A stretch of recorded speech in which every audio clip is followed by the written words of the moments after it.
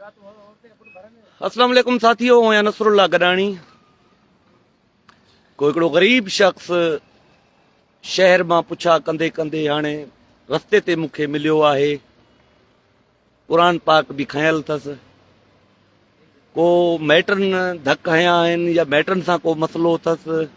अचो हाल अहिवाल कयूं था। इतफ़ाक़नि मां हितां गुज़रां पियो त मूंखे सॾु कयो वियो रस्ते में ई। प्रेस क्लब त हिन टाइम बंदि हूंदो आहे, मां कोन हूंदो आहियां, पर मामिलो सम्झूं था छा ॻाल्हि आहे, छा हक़ीक़त आहे। छा नालो आहे तव्हांजो? सेमा जो नालो अरबिलो आहे। मां रिंद आहियां, गढ़ी जो लॻ रिहायशी आहियां। चाचड़नि सां गॾु दौलत चाचड़ जे लॻ असां वेठा आहियूं। ॻोठ जो नालो छा अथव? ॻोठ ॿुढो रिंद आहे। छा मसइलो आहे? ज़मीन जो तकरार आहे। अमां जा 8 वेसा ज़मीन आहिनि। मां उन खे पहिरियों बि मां सां नाजाइज़ी कंदो आयो आहियां। मां 4 चकर क़ुर शरीफ़ खणी वियो आहियां त मां जी इन्हनि क़ुर जे सदके या मां को वठि, मूंखे पैसा ॾे, मां लॾे वञा, मां सां नाजाइज़ी न कर। जेकॾहिं सुबुह जो असां मस्जिद वेंदा आहियूं, निमाज़ पढ़ण ताईं बि हुन कुता चढ़े ईंदा आहिनि, तईं बि असां पंहिंजे घर पढ़ंदा आहियूं। असां हर पहिरें नाजाइज़ी कंदा ईंदा आहिनि। हाणे केरु नाजाइज़ी करे उहो थो? इजाज़ नालो अथसि, एसआई आहे, पुलिस वारो आहे। किथे अथसि नौकरी? उहो नौकरी हेॾे अथसि कचहरी साइड ते।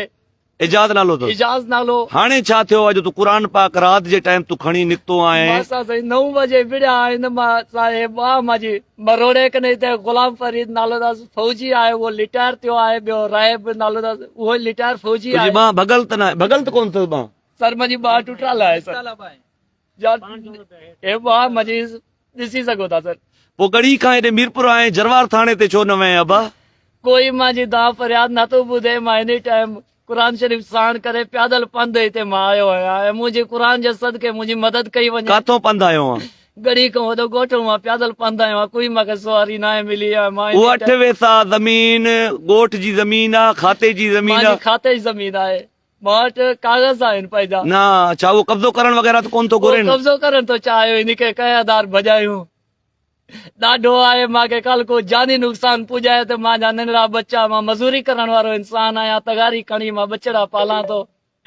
सॼो ॾींहुं मुंहिंजा बचड़ा बुख ते हुया। मां पाण मज़ूरी करे अटो वठी वेंदो आहियां। शाम जो मां पुॻां वे मुंहिंजे मोटरसाइकिल ते, मां तोखे वठी हलां थो जरवार थाणे ते। वे हाणे क़ुर पाक तूं किथे रख न बा। हाणे मुंहिंजे पुठी ॾूं, मुंहिंजे बाइक ते वेही पुठी ॾूं कीअं तूं क़ुर खणी रखंदे?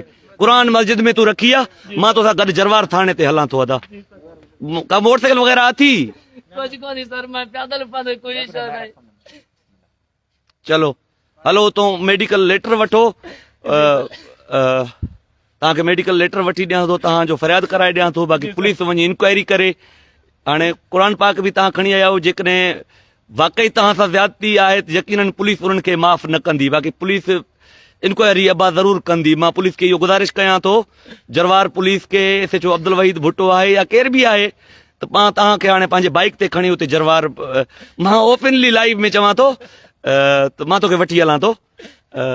मुंहिंजे लाइ का नोगो एरिया कोन्हे, का ॻाल्हि कोन्हे। मां तोखे वठी हलां थो। मूंखे जेकॾहिं को रस्ते में नुक़सानु थियो बि मां पंहिंजे अलाह तरफ़ां सम्झंदुमि।